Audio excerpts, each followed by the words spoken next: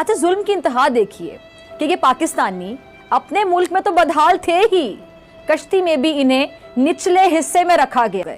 पिछले हफ्ते तकरीबन 750 पनाह गुज़ीन, जिनमें 400 पाकिस्तानी थे, एक कश्ती में बैठकर बेहतर मुस्तकबिल की उम्मीद लिए मिस्र से इटली की जानिब चले गए और अफसोस के मंजिल तक नहीं पहुंच सके। आप यकीन जाने, शायद मैं प्रोग्राम में आपदीदा हो जाऊंगी, यकीन जानिए मेरा दिल दुख रहा है बतौर पाकिस्तानी। और कैसे बना था पाकिस्तान, याद होना चाहिए आप सब लोगों को, कितनी कुर्बानियां थी हमारे बाउजदाद ने, ऐसे नहीं बना था हमारा प्यारा वतन पाकिस्तान। पीडीएम का इत्तेहाद खत्म हो चुका, सिर्फ ऐलान होना बाकी है। शाह महमूद कुरैशी साहब ने ये स्टेटमेंट वाज़े तौर पर दे दी है।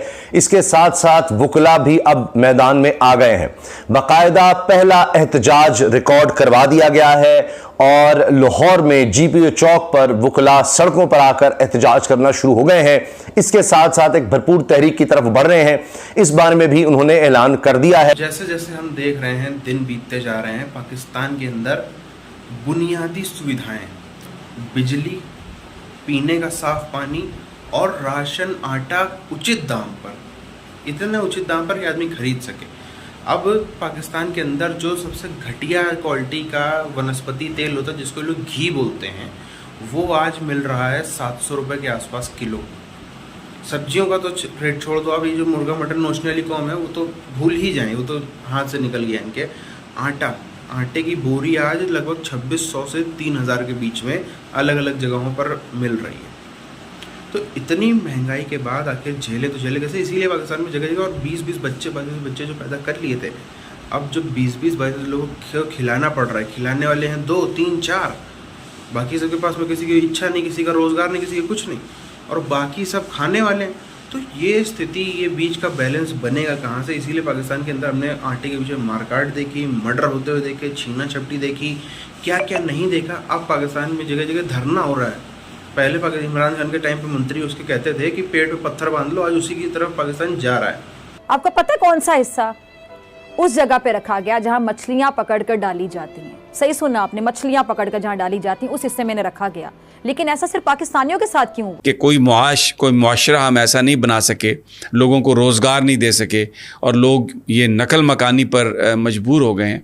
लेकिन इसका मलबा उन्होंने पीटीआई पर डाला। यूनान के जो हुकाम थे, जो उनके कोस्ट गार्ड थे, वो बराह रास्त इसमें मुलव्वस हैं। और बुनियादी तौर पर ये जो लोग डूब कर मरे हैं, ये कत्ल है। भाई, यूनानी कोस्ट गार्ड से पहले कोई और कोस्ट गार्ड, पाकिस्तानी, तुरानी, नसरानी, यहूदी, कोई और कोस्ट गार्ड भी इसका जिम्मेदार था या नहीं? 700 मुसाफिर उस एक बदकिस्मत कश्ती पर सवार थे, जिसमें हर नफस की ख्वाहिश मेरा ख्याल है यही थी कि वो अपने दलित दर दूर करे, दयारे गैर में जा करके जितने लाख रुपए उसने इंसानी स्मगलरों को देकर इस खस्ता हाल या इस बर्बाद कश्ती में सवारी का जो उसने लुत्फ इन्वर्टेड कॉमास में उठाया है, उससे निकल करके वो अपने घर वालों की मामलात में उनका मददगार हो सके। लेकिन बहरहाल चूंकि किस्मत ऐसा हो न सका। तस्वीर उन लोगों की है जो 75 साल पहले अपने माल, जान और इज़्ज़त की कुर्बानियां देकर भी अपने वतन पहुंचने पर खुश थे, बहुत ज़्यादा मुतमईन थे। और दूसरी तस्वीर आप देख सकते हैं, ये उन्हीं की अगली नस्लों की है जो मायूस होकर महंगाई, बेरोज़गारी और गैर यकीनी मुस्तकबिल से मजबूर होकर अपनी ज़िंदगियां तक दाव पर लगाकर गैर कानूनी तौर पर मुल्क छोड़ने पर मजबूर हो गए। पिछले हफ्ते तकरीबन 750 पनाह गुज़ीन, जिनमें 400 पाकिस्तानी थे, एक कश्ती में बैठकर बेहतर मुस्तकबिल की उम्मीद लिए मिस्र से इटली की जानिब चले गए और अफसोस के मंजिल तक नहीं पहुंच सके। इतलात के मुताबिक कोई पानी पीने ऊपर आना चाहता तो उस पर तशद्दुद किया जाता बाकायदा। औरतें और बच्चे इसी घुटन में, इसी हालत में सामान के साथ आप देख ले कि कई रोज़ बंद रहे और इसी हालत में दुनिया से चले गए। और 3 रोज़ बाद मिस्री कश्ती का जो इंजन है और इसके साथ कह लें कि जो धड़कते सैकड़ों दिल हैं, वो बंद हो गए। ये इस बदकिस्मत कश्ती की आखिरी तस्वीर है। ज़रा देखिएगा, स्क्रीन पर चल रही है तस्वीर। आखिर ये किस जुर्म में मारे गए? क्या जुर्म था इनका कि ये बाइज़्ज़त ज़िंदगी जीना चाहते थे, अपने बच्चों को खुशहाल देखना चाहते थे, अच्छा खाना खिलाना चाहते थे, जो कपड़े पहनाना चाहते थे? क्या इनका एक कसूर था कि कतार में लगकर ये सस्ता आटा खरीदने पर राज़ी नहीं थे? क्या सियासतदानों के एक दूसरे पर मुल्तबा करने के इल्ज़ामात इनके पेट का दोज़ख भरने के लिए काफ़ी ना थे? और हद तो ये कि कश्ती हादसे में जान देने वाले अफराद के लवाहिकीन इंसानी स्मगलरों के खिलाफ केस भी नहीं करना चाहते। वो अच्छी तरह जानते हैं कि इस मुल्क में गरीब के मुकदमे का क्या हाल होता है, या फिर शायद वो सिक्योरिटी इदारों की तफ्तीश और पूछगछ की जो मजीद जिल्लत है बर्दाश्त करने की हिम्मत नहीं रखते। और ये पहली बार नहीं है कि गैर कानूनी तारकीन वतन यूं मुल्क छोड़ने की कोशिश में अपनी जान से गए। लेकिन क्या कोई हुकूमत, एक सवाल, क्या कोई हुकूमत ये यकीन दहानी करा सकती है कि ये वाकया आखिरी साबित होगा, आखिरी वाकया साबित होगा? तौर पर जो तबाही ये हुकूमत लेकर आई है उसकी वजह से अब पीडीएम के इख्तलाफात खुलकर सामने आ गए हैं। खबरें ये हैं कि एक तरफ पीपल्स पार्टी शदीद नाराज है, शदीद गुस्से में है, और अब ये बात ओपनली कही जा रही है कि जी आप मौलाना फजलुर रहमान साहब की जमात को तो बहुत ज्यादा मरात दे रहे हैं, बहुत कुछ दे रहे हैं, लेकिन पीपल्स पार्टी पर उस तरह से ध्यान नहीं है। और नून लीग और JUI ये आगे बढ़ रहे हैं। काबीना में भी बताया जा रहा है, ये पीपल्स पार्टी के जराए ये बात कर रहे हैं कि जो वहां पर रवैया होता है काबीना में फजलुर रहमान साहब के वज़रा के साथ और नून लीग के वज़रा के साथ वो मुख्तलिफ होता है, जबकि पीपल्स पार्टी को साइडलाइन किया गया है। बोर्ड मीटिंग में भी पाकिस्तान एजेंडे पर नहीं है, तो लिहाजा अब ये मामला खत्म समझे जा रहे हैं। इसहाक डार साहब से जब साफियों ने सवाल पूछने की कोशिश की कि जनाब डॉलर का मसला है, दीगर है, तो उनको धक्के दिए गए हैं। इसके वीडियो मनाजिर भी मौजूद हैं। लिहाजा इसहाक डार बड़े गुस्से में हैं और वो किसी से बात भी नहीं करना चाह रहे। अब किस तरह से बजट पास करवाया जाएगा, क्योंकि ये खबरें भी आ चुकी कि एक प्रोजेक्ट जो 60 करोड़ का था 4 किलोमीटर का बताया जा रहा है, लेकिन ये चीज तो कंफर्म की जा रही है सीनियर साफियों की तरफ से कि 60 करोड़ का प्रोजेक्ट था जो अब 3 अरब 66 करोड़ पर पहुंचा दिया गया है। पीपल्स पार्टी अपना हिस्सा मांग रही है कि जी उसको उस तरह से हिस्सा नहीं मिल रहा। पीपल्स पार्टी कह रही है कि जी हमसे वादे किए गए थे वो पूरे नहीं किए गए, उस तरह के फंड्स हमें जारी नहीं किए गए, और सिंध के हवाले से सैलाब ज़दगान के बारे में जो वादे किए गए थे वो नहीं पूरे किए, अब हम नहीं छोड़ेंगे। तकरीरें हो रही हैं, बाकायदा असम्बली के अंदर तकरीरें हो रही हैं, हुकूमत के खिलाफ ये सब कुछ हो रहा है और ये अब टूट रहे हैं। मिफ्ता इस्माइल साहब को पार्टी से हटा दिया गया नून लीग की तरफ से, और सिंध के जो सदर हैं नून लीग के उनको भी हटा दिया गया है। कीमती है कि जितना कुछ इन्होंने हासिल करना है वो ये कर लें, क्योंकि आप देख रहे हैं कि अभी सेनेट के चेयरमैन के लिए क्या कुछ नहीं कर दिया गया।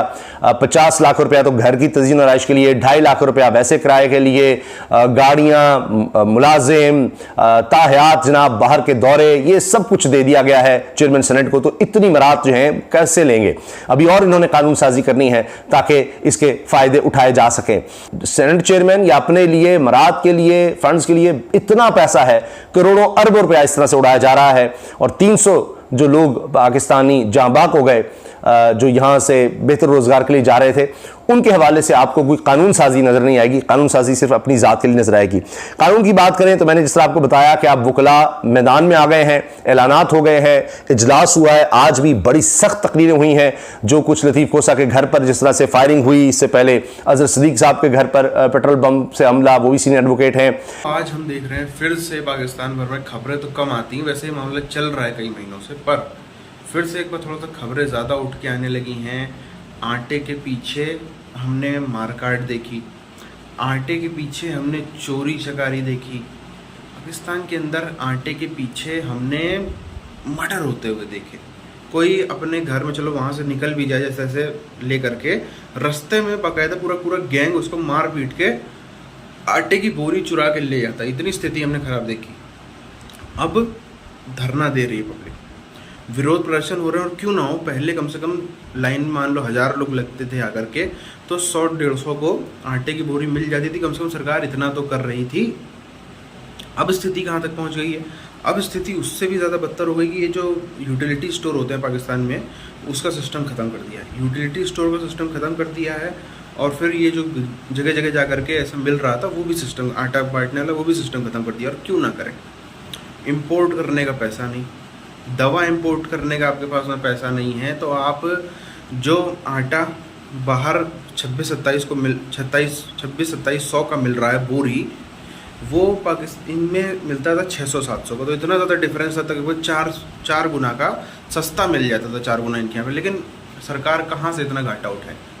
सरकार आखिर कहाँ से? ऐसा तो है नहीं कि 600 का आटा खरीद करके प्राइवेट लोग 2600 का बेच रहे हैं, महंगा ही मिल रहा होगा, स्वाभाविक सी बात है। तो अपने जेब में इतनी इनके पास में क्षमता नहीं रही कि अपनी जेब से खर्चा उठा करके इतने बड़े बड़े काम जो हैं वो पाकिस्तान के अंदर किए जाएँ। यही नतीजे हैं, यही सब कारण हैं जिसके चलते आज हम देख रहे हैं गिलगित बल्तिस्तान के अंदर आटे के लिए प्रोटेस्ट हो रहा है, बलूचिस्तान के अंदर हो रहा है, केपीके के अंदर हो रहा है, सिंध के अंदर हो रहा है। कोई इलाका छूटा नहीं है, कोई भी इलाका छूटा नहीं है, बचा नहीं है। बस कुछ है हर जगह तो एक ही चीज़ नज़र आती है, भूखमरी और तबाही। और क्यों ना है, सोचो आप देखो श्रीलंका में इतनी हालत ख़राब हुई। श्रीलंका में अमूमन इतने 12-12, 16-16, 20-20 कट्टे से बच्चे नहीं पैदा होते हैं।